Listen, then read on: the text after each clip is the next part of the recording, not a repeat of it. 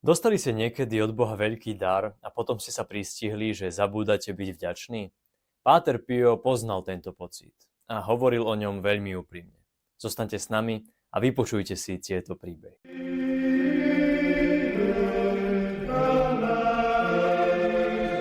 Vítajte na kanáli Po stopách Pátra Pia. Či ste tu po prvýkrát, alebo sa k nám vraciate, sme radi, že ste tu. Dnešné postrehy čerpáme z knihy Páter Pio, majster mariánskej úcty od Angela Pizzarelliho. Na jej stránkach nás autor prevedie listami, ktoré napísal Páter Pio a ktoré vyzdvihujú jeho hlbokú lásku k Panne Márii, ale aj jeho lásku k mesiacu máj, ktorý my, ako katolíci, zasvedcujeme Panne Márii.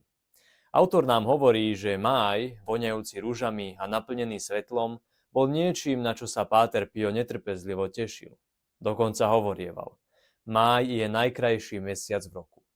1. mája 1912, keď bol vo svojom rodnom meste Pietrelcina, napísal svojmu priateľovi otcovi Agostinovi toto: Môj najdrahší otče, aký krásny je mesiac máj. Je to najkrajší mesiac v roku.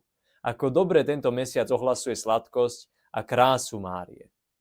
Potom sa však tón listu zmení. Pokračuje. Keď pomyslím na nespočetné dobrodenia, ktoré mi táto drahá matka udelila, hanbím sa za seba, že som sa nedíval s dostatočnou láskou na jej srdce a jej ruky. A čo ma trápi najviac, je to, že som splácal láskyplnú starostlivosť našej matky toľkými neustálými nepríjemnosťami. Pokračuje. Koľkokrát som tejto matke zveril bolestné úzkosti svojho rozbúreného srdca. A koľkokrát ma potešila. Ale aká bola moja vďačnosť? V mojich najväčších súženiach sa mi zdá, že už nemám matku na zemi, ale mám veľmi súcitnú matku v nebi. Koľkokrát sa moje srdce upokojilo a ja som takmer na všetko zabudol. Takmer som zabudol aj na povinnosti vďačnosti voči tejto požehnanej matke. Mesiac máj je pre mňa mesiacom milostí.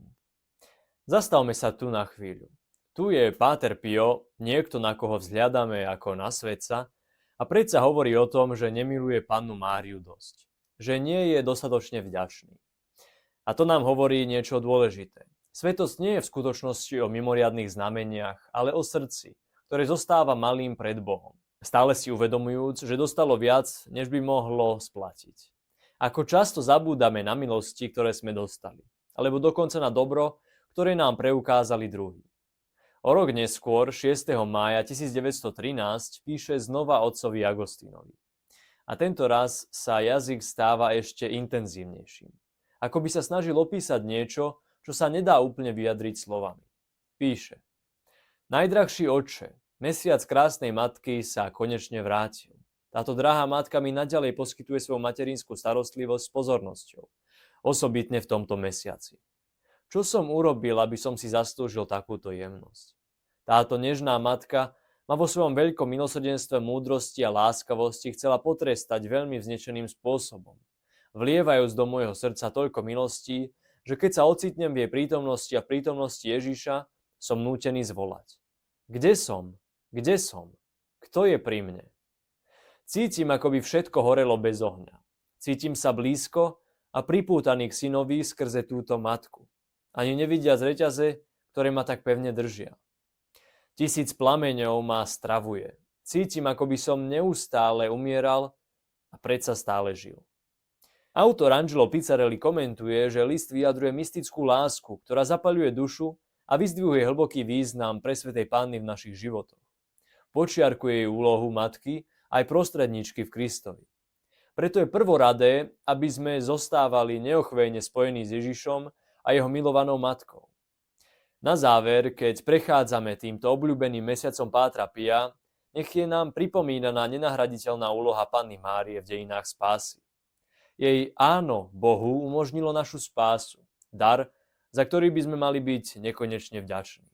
A aký lepší spôsob uctiť si Pannu Máriu a zostať jej na blízku, než modliť sa ruženec, modlitbu, ktorú nám ona sama dala.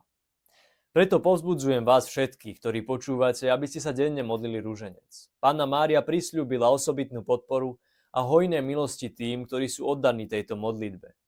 Nech nás príhovor Pátra Pia Panny Márie posilní vo viere a vedie k našej spáse. Ďakujeme, že ste si pozreli toto video. Ak sa vám toto video páčilo, prosím, dajte mu like a zdieľajte ho, aby ste pomohli šíriť odkaz Pátra Pia. Nezabudnite sa prihlásiť na odber a kliknúť na zvonček, aby vám neunikli naše najnovšie videá. Chcete prehlbiť svoje spojenie s Pátrom Piom? Zvážte, či sa nestanete členom rodiny ctiteľov Pátra Pia. Je to výnimočný spôsob, ako duchovne rásť a byť súčasťou širšej modlitebnej komunity. Odkaz na stránku prihlásenia nájdete v popise pod videom.